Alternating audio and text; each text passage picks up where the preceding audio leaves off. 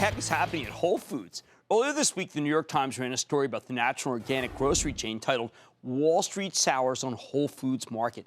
And after the quarter of the company just reported after the close, the story seems prescient. It's worth remembering that the stock has been in the doghouse for ages, down 39% going into the close. But it seems the pain is not over yet for the year. When Whole Foods reported, the company delivered 30 cents of earnings per share, excluding a couple of one-time items, when Wall Street was looking for more than 34 cents. Weaker than expected revenues, negative same-store sales growth, down 0.2% for the quarter, and down 2.1% in October. Plus, management's guidance for 2016 was well below what the analysts were expecting, hence why the stock has gotten slammed in after-hours trading. Of course, Whole Foods knows it needs to do better, and the company got a bunch of initiatives that they outlined on the conference call to fend off the competition and turn things around. That's why I want to take a closer look here with Walter Robb, the co-CEO of Whole Foods Market, to learn more about the quarter and what comes next. Mr. Robb, welcome back to Mad Money. Thank you, Jim. Glad to be here. All right, Walter, you outlined a series of initiatives that seem to me to be directly responsive to what customers want. But at the same time, you say that you've always been aware of what the customer wants. I'm wondering whether somehow there's been some disconnect between what the customer wants and what you give them, because same-store sales should not be declining like this if they love the company. Well, it was a tough quarter, and we own it. There was, we had some headwinds from the comparison year over year of about 150 basis points.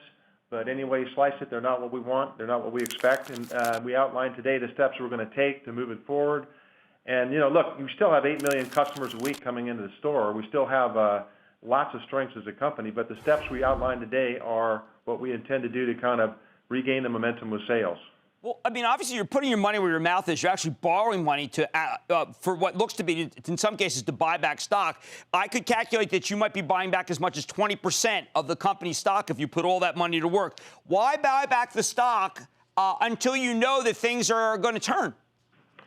Well, first of all, I mean, we indicated today in the call, that we think that there's some indication in the first 5 weeks of this reporting period, there is some stability there, and that would express some confidence that we may be close to the bottom or see the bottom. But we also talked about fundamentally taking $300 million of cost out of our structure over the next couple of years, and that's a very concrete step, as well as the vote of confidence at the $1 billion in buybacks, which we are going to do over time as the time is right to do that.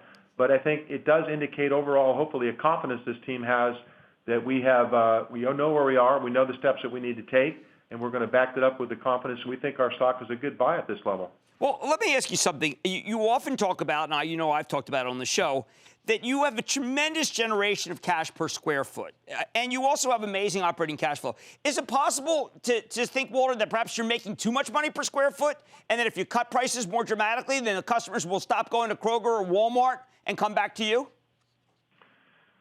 Well, our strategy going forward is a combination of reducing prices, strategically reducing them, and also upping our promo, and also, but more importantly, communicating our differences and our differences in our quality standards and our transparency. So is it reasonable? I think what's reasonable is to take a strong, aggressive, measured, incremental step in this direction, which I think this plan we outlined today does, and make sure we're understanding exactly how the customers are responding to those steps before we take the next set of steps. And I think just blowing out the P&L all the way down to the bottom, that makes no sense from any perspective.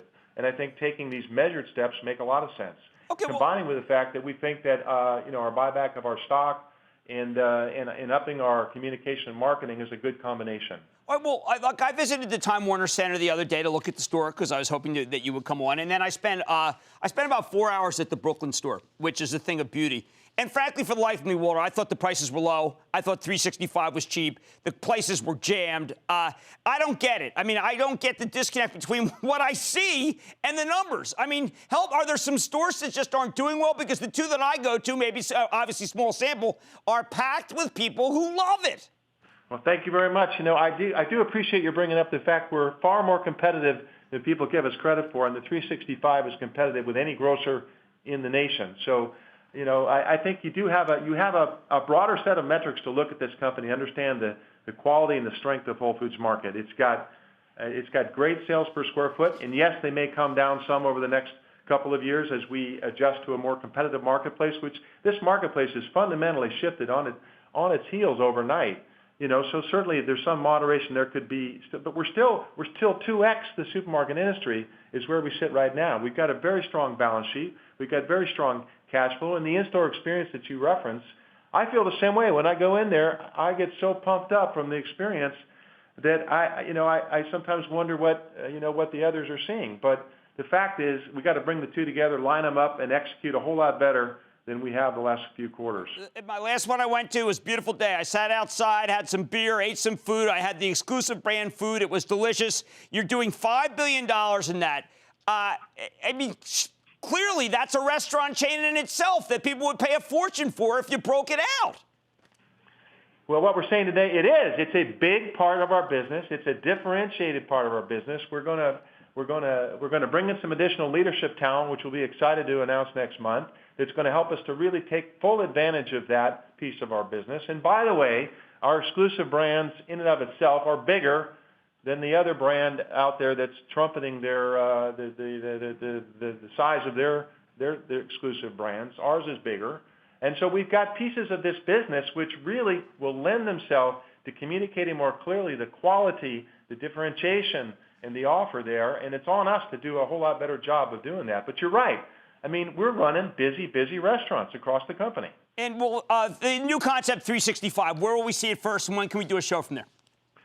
That's a great question. The first one will open in April, Silver Lake in Los Angeles, and we got two more following that, and we should talk about that. Well, I sure would like to. I love going to your stores, Walter. I always think it's got to be the quarter. Maybe this is the one. Walter Robb, co-CEO of Whole Foods Markets. Thank you so much, sir, for coming on the show. Thanks for having me on, Jim. Booyah! Jim Cramer here from Mad Money. Thanks for watching CNBC on YouTube. Click here to subscribe and get the jump on my exclusives with CEOs, plus market news, investing advice, and a whole lot more.